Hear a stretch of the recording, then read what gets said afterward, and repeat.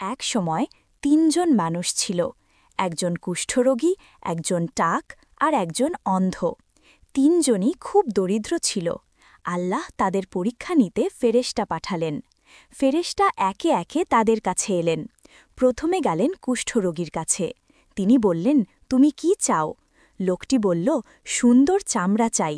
ফেরেশতা আল্লাহর আদেশে তাকে সুস্থ করে দিলেন। তারপর গেলেন টাকের কাছে।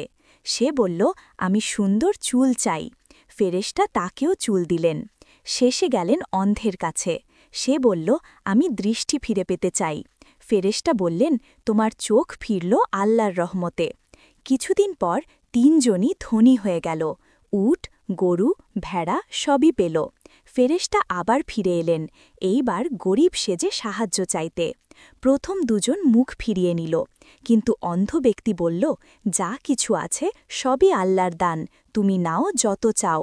ফেরেশতা আসল রূপে বললেন, তুমি পরীক্ষায় উত্তীর্ণ হয়েছ। সে কেঁদে আল্লাহর শুকরিয়া আদায় করল।